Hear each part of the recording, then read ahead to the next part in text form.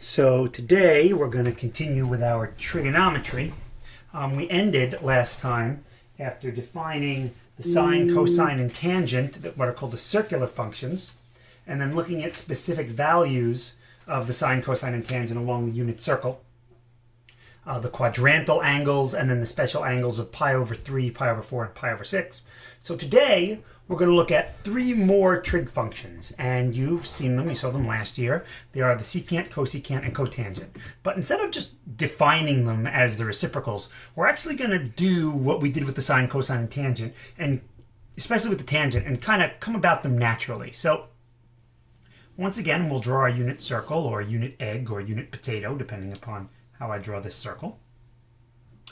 And then, once again, we will draw our radius. And this time we will extend the radius. Let's actually draw it like this. We'll extend the radius through the circle. And then we'll once again draw our vertical tangent line, like so. And now what we're going to do is we're also going to draw a horizontal tangent line.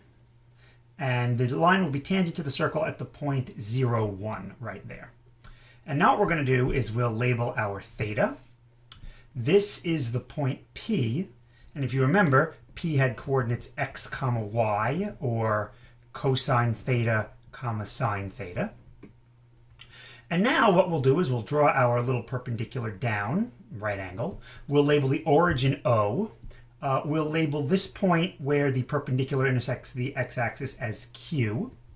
We'll label this point as R, this point as T, and then we'll label U, V, and W. So every point on this, in this diagram of intersecting either lines or intersecting lines and arcs is labeled.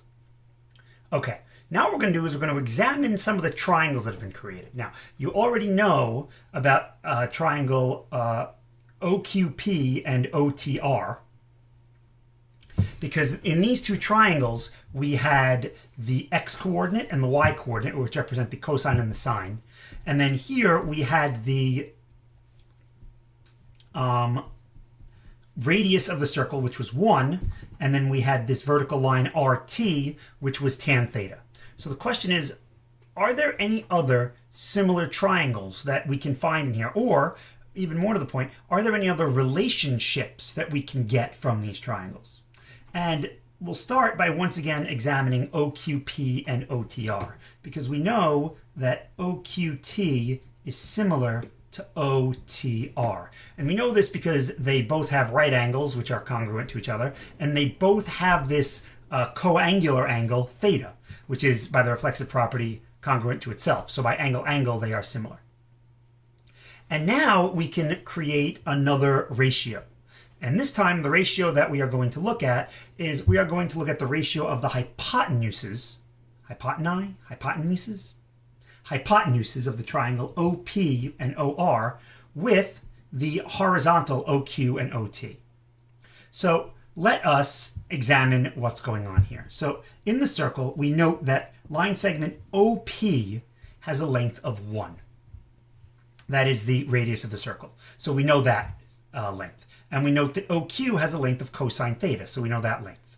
And we also know that OT has a length of 1 as well, because we're in the unit circle. So we know 3 of those 4 corresponding or proportional corresponding sides. We know OQ, OT, and we know OP. We don't know OR. So we can set up a proportion. We can say that segment OP relates to segment OQ, the hypotenuse of the smaller triangle, and the horizontal leg of the smaller triangle, when compared in a ratio, will be equal to, or their measures will be equal to, the hypotenuse of the larger triangle, OTR, and the corresponding horizontal leg, OT. Well, since we're in the unit circle, OP is 1. Once again, by definition, OQ is the length from the origin to the point on the x-axis, so that simply has a length of x, which is cosine theta. OR we don't know, but OT we know is 1 because OT is another radius inside the unit circle. And now we can actually make a definition. we can define the length of OR as the secant of theta. So the measurement of OR is secant theta. And from this, we get that 1 over cosine theta is equal to secant theta. And if you're wondering, why did we choose OR to be the secant? Well, in the same way that RT was a part of the segment, was a segment that was on the tangent line, OR is a segment that is on the secant line. If I draw this line and extend it completely through, this is a secant line through the circle. And OP is a segment on that secant line. Sorry, OR rather is a segment on that secant line. OP is the radius, has length 1. So now what we've done is we've pretty much exhausted these two triangles. We've taken all of the sides and we've set them up in ratios. We know all 6 of the sides. OP is 1, OQ is cosine theta, QP is sine theta. OT is 1, TR is tan theta, and OR is secant theta. So the question is, where do we get the other two reciprocal trig functions from? And the answer is there is a third right triangle in this diagram. And it's not VWR. We could look at VWR, but notice that none of those pieces of the triangle, none of those legs or hypotenuse of the triangle are actually in the circle. So while we could examine those segments, they really don't have a relationship. I mean, they do, but we don't study it, to theta that we classify as one of the 6 trig functions. But instead, what we can do is we can notice that this other tangent line, UW, since it is a tangent, it will be perpendicular to the radius, and OU is the radius. So we have another right triangle, OUW. And we also note that since these lines are perpendicular, that the radius here is also perpendicular to the line OT. So this is a right angle. And if you remember from geometry, if you have two lines that are perpendicular to the same line, they are parallel. So UW is parallel to OT. They're both horizontal. And since they are both horizontal, the segment OW is a transversal that cuts those lines. Thus, alternate interior angles are equal, which means angle POQ or angle ROT will be the same as angle UWO. So that will also have a measure of theta. And now we can develop some more proportions by setting up corresponding sides in the two triangles we already used with this third triangle, OUW. So for starters, let's note that triangle OUW is similar to triangle, well, OUW goes from, it ends with the vertex or point that theta is on. So OUW would be the same as PQO. PQO. And again, it's very important that we write this similarity so that the corresponding sides are in fact, in the right order. So that means that OU corresponds to PQ. That means UW corresponds to QO. And that makes sense too because angle QOP is theta, QOP. And that means VWO should be theta. UWO should be theta. UWO is theta. So that's good. And now we can examine this a little bit more. So let us look at the vertical segment, OU. OU compared to the vertical segment in our triangle, which OU would be in proportion to or in a ratio with PQ. And now we also have the hypotenuses.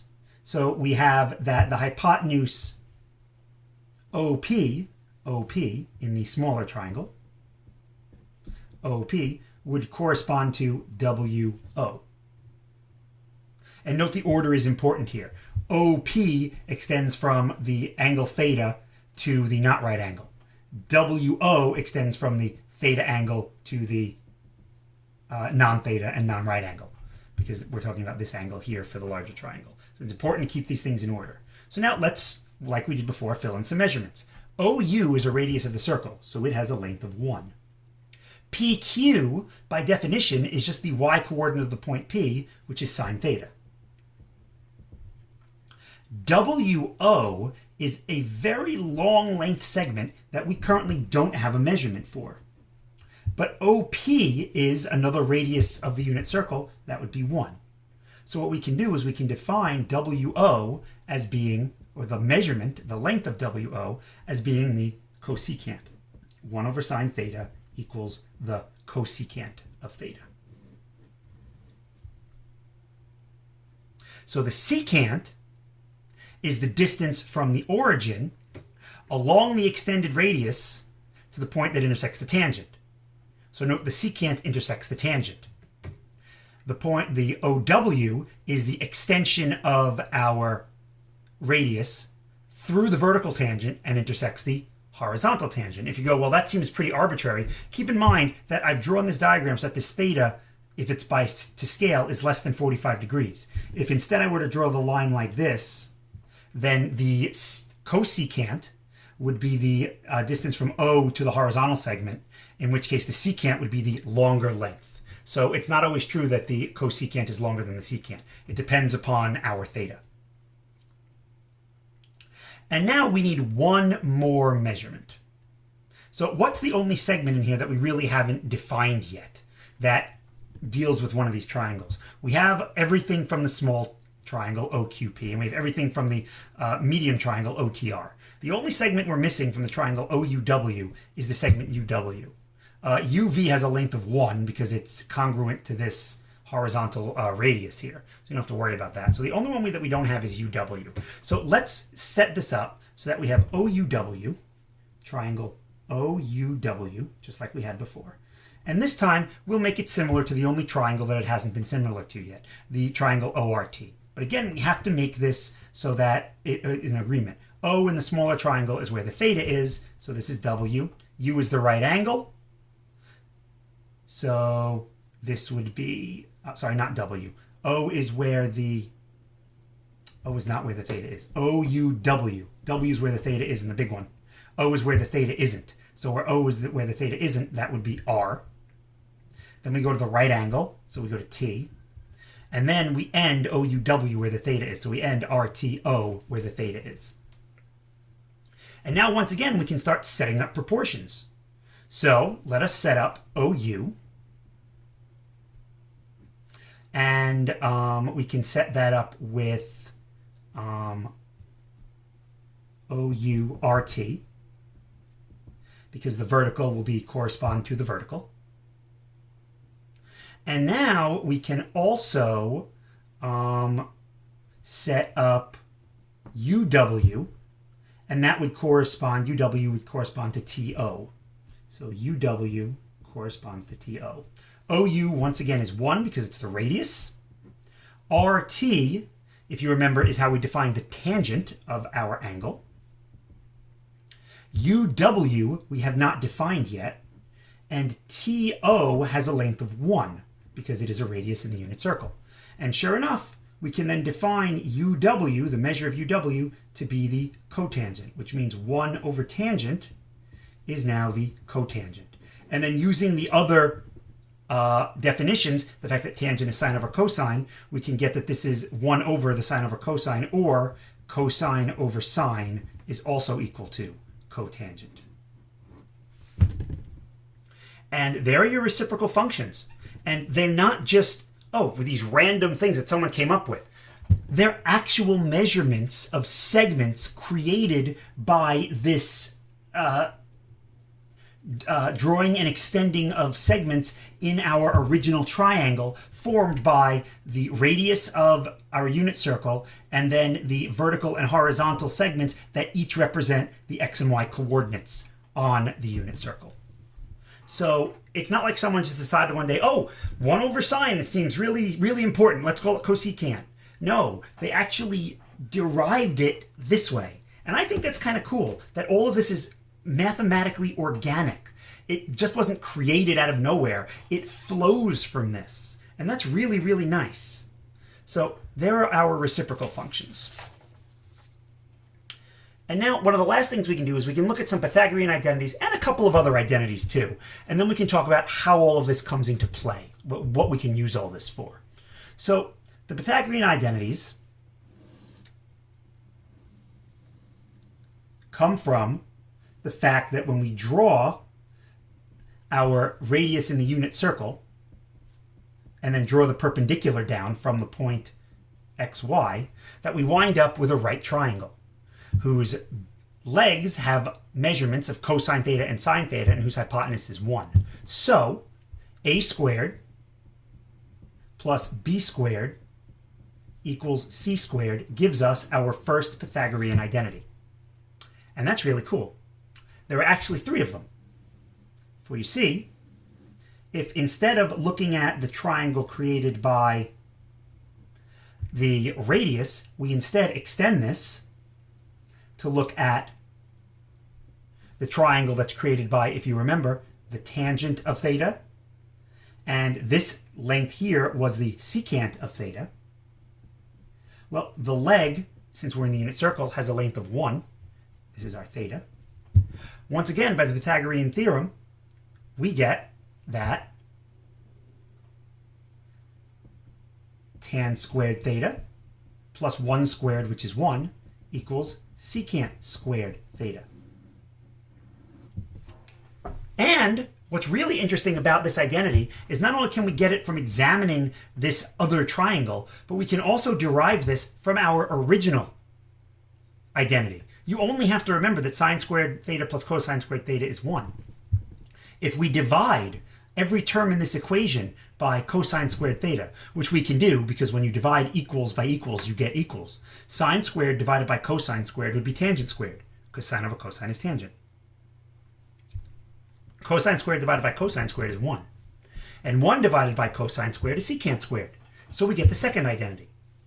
And, just as you probably can guess, the third identity comes from the third triangle that we drew. This was our radius and had a length of 1. This was our cotangent of theta, and this was our cosecant of theta, where our theta is that angle, and thus that angle.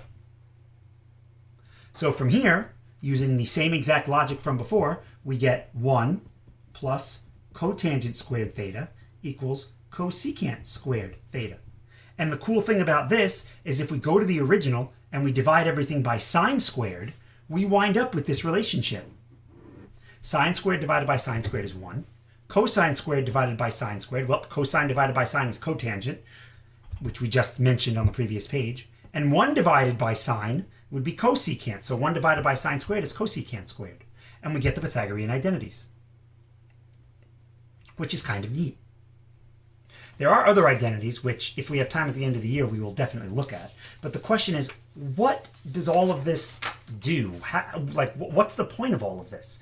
And the answer is, this allows us to start examining specific values of these functions. In the same way we examined linear functions, quadratics, cubics, polynomials, rationals, radicals, logarithmic functions, exponential functions, piecewise functions, step functions, all these different functions. We can now start examining these new functions, this sine, this cosine, this tangent. And part of the way to do that is to extend our discussion of this beyond the first quadrant. Because so far all we've done is we've looked at the first quadrant. So let's say, for example, I wanted to find the sine of 2 pi over 3 radians. Well, I draw my unit circle.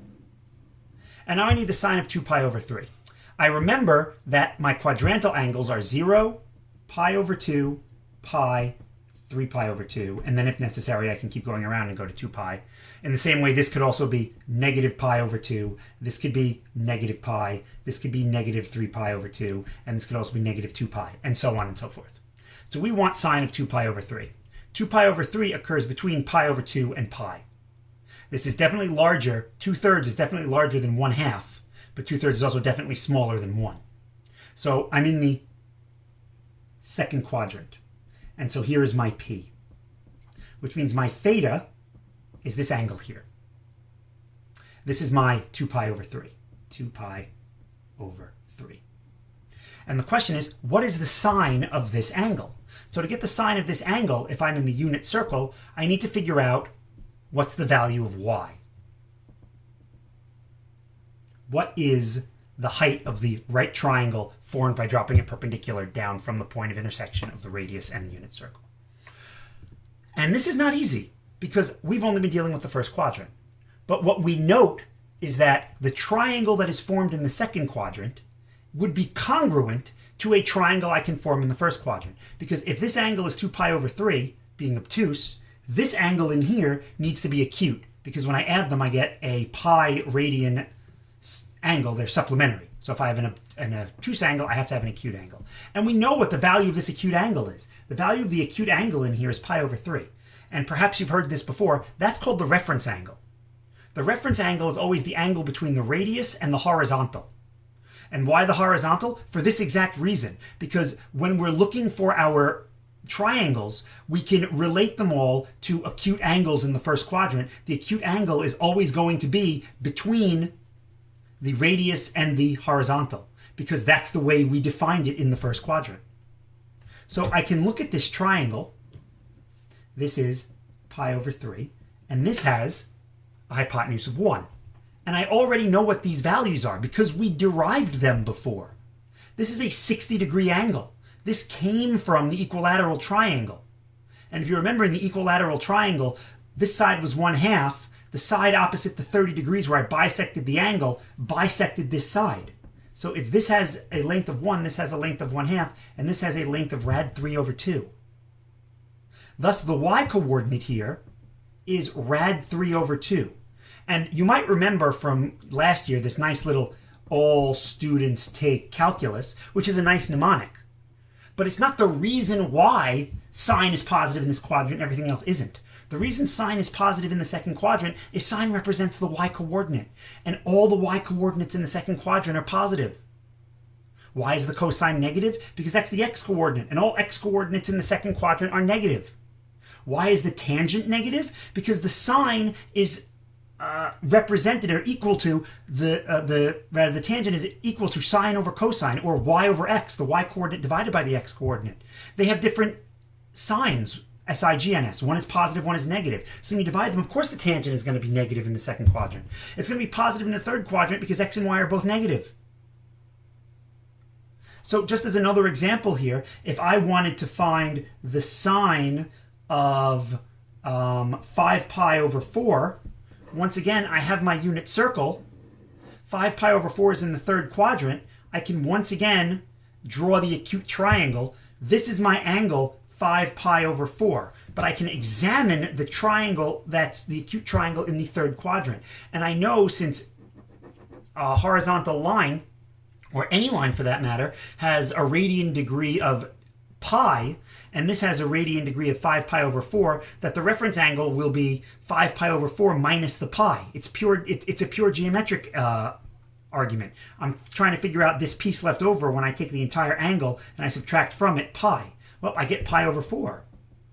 And we remember that pi over 4 in the unit circle, this is a right triangle that's also isosceles. So these two sides have to have the same length. And if you remember, it's rad 2 over 2. And if you don't, it's a very simple Pythagorean equation to solve that. And now we come back and we note, well, our point here is in the third quadrant. Our x-coordinate and our y-coordinate are both negative here, which means the coordinates of this point are negative rad 2 over 2, comma negative rad 2 over 2, which means the sine, or the y-coordinate, is negative rad 2 over 2. And in fact, similarly, the cosine of 5 pi over 4 would also be negative rad 2 over 2. Just like here, I can figure out what the cosine of 2 pi over 3 is. The cosine of 2 pi over 3 would just be the x-coordinate. The distance from the origin to the x-coordinate is 1/2, but since I'm on the coordinate axis, I'm moving to the left. That would be negative 1/2. So this has now allowed us to find the sine, the cosine, and the tangent. Find the tangent, I just divide the sine by the cosine. And the secant, just divide 1 divided by cosine. And the cosecant, divide 1 divided by the sine. and the cotangent, 1 over the tangent, or cosine over sine, of any angle between 0 and 2 pi. Not just the acute angles anymore. But even more powerful than that, because I've defined this on a circle, and we've defined our radian measure to be the distance we travel around the circle from the point 1, 0 around, we can also take values of theta that are larger than 2 pi. We can, for example, find the tangent of 9 pi over 4. How do we do that? Unit circle, 9 pi over 4. Well, 9 pi over 4 is the same thing as the tangent of 2 pi plus pi over 4. And why do I write it that way? Because if I travel around the unit circle 2 pi radians, I'm in the same position. To get to 9 pi over 4, I travel once around completely, and then I end in the same place that pi over 4 did. 9 pi over 4 and pi over 4 are what we call coterminal. And we know what the tangent of pi over 4 is. The tangent of pi over 4 is 1. So the tangent of 9 pi over 4 is 1. And we can do the same thing if we travel around the unit circle negatively. If I wanted the tangent of negative pi over 3, I can just start here and then go down pi over 3 radians. Here's my triangle, pi over 3 radians. I know that the radius is 1. I remember how this works. This is another 60-degree angle, pi over 3 radian angle. So this is going to be a half, and this is going to be rad 3 over 2. If you can't remember which one is which, 60 degrees is larger than 30 degrees. So the side opposite the 60 degrees will be larger than the side opposite the 1/2. Rad 3 is bigger than 1. So the rad 3 needs to be opposite the 60. The 1 needs to be opposite the 30 in the numerators. Well, the tangent is the sine divided by the cosine. So what are those values? Well, the sine of negative pi over 3 is negative rad 3 over 2. Because I'm in the 4th quadrant, this y-coordinate is negative. Negative rad 3 over 2. The x-coordinate is 1/2. I'm in the 4th quadrant. That's positive. So sine divided by cosine is negative rad 3. So this is negative rad 3. And now you don't have to memorize a chart because it's all here. And I get it. It takes a lot of time to constantly draw the unit circle and remember all these arguments. And it's a lot easier to just memorize a chart. But it's also important to understand where that comes from. Because if you try and just memorize the chart without having a basis, you're going to mess it up. Because the charts have too much information on them. And unless you have nice mnemonics and tricks to remember them, and even those can get messed up. So I'm going to teach you one more way to remember the values of sine, cosine, and then tangent. And this I came up with back when I was in college. I had a best friend named Ralph, and he and I knew him from high school. During breaks, he went to Brown, and during breaks, he and I would hang out, and we would go bowling. That is terrible. That is supposed to be a hand. In fact, you know what? I'll do this like for real, okay? So what I'm going to do is I'm going to trace since I'm drawing with my right hand, I'll trace my left hand. And when we went bowling, some of the bowling alleys that we would go to didn't have the computerized score keepers. You know, you bowl and then the screen on top tells you how many pins you got and it keeps track of it all for you. Well, way back in the day, before technology was, everywhere, you'd have to keep your own score on this little, transparency. And the transparency could be displayed up on a screen, or it was just on a page, and we would have to actually keep our own score. And while I was keeping score, because, I'm a nerd, I had my hand down like this, and for whatever reason, I just started to think about trigonometry, and this idea popped into my head, and I, kind of explained it to my friend Ralph, and then he kind of, solidified it and came up with the ideas for the rest of it. So I called this the stop sign, because when you hold up your hand like this, you're telling people to stop. Hey, stop! So this is the stop sign. Why is it the stop sign? On the knuckles of the hand, I'm going to write the 5 angles that either make up or are quadrantal to the first quadrant. And those would be 0 radians, pi over 6 radians, which is 30 degrees, pi over 4 radians, which is 45 degrees, pi over 3 radians, which is 60 degrees, and pi over 2 radians, which is 90 degrees. So I have now taken complete care of the entire first quadrant. So what is the sign of 0?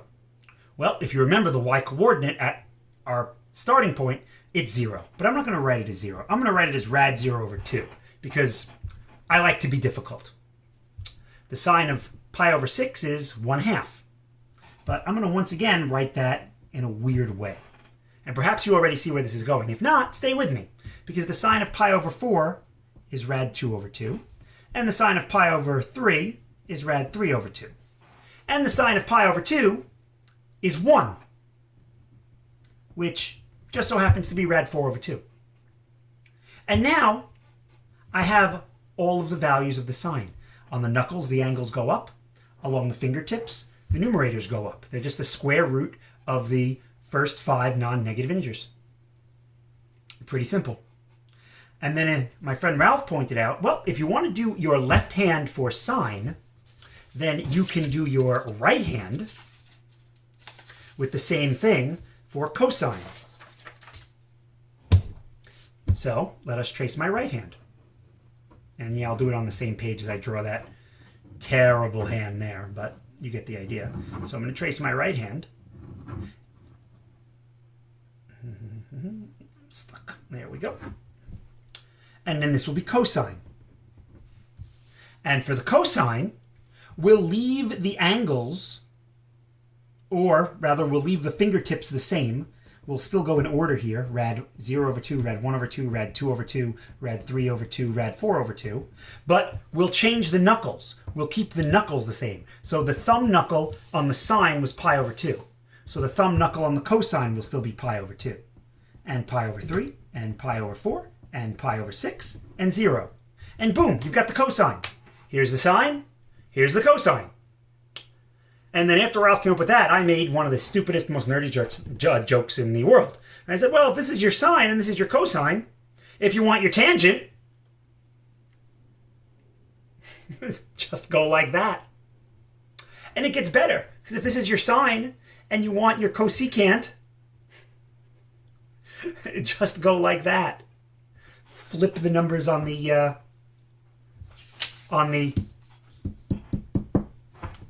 fingers. So the cosecant of pi over 2 would be 2 over rad 4. And the cosecant of pi over 4 would be 2 over rad 2. And the cosecant of 0 would be 2 over rad 0, which is undefined, so the cosecant of 0 is undefined. And then if this is the cosine, you guessed it, this is the secant. And sine, cosine, if this is the tangent, that's the cotangent. And there you go. So this, I hope, has been a nice, these last 2 days have been a nice little summary of trig, and I hope that you've seen it in a new light. So with that, this once again gets my Cetron seal of approval. But my seals, because they are very health conscious, have taken up social distancing. So this gets the, whoops. Oh, I can't do it. Maybe I can. The social distancing Cetron seal of approval. Oh, he can't see. There we go. Stay safe, everyone, and good luck on your APs.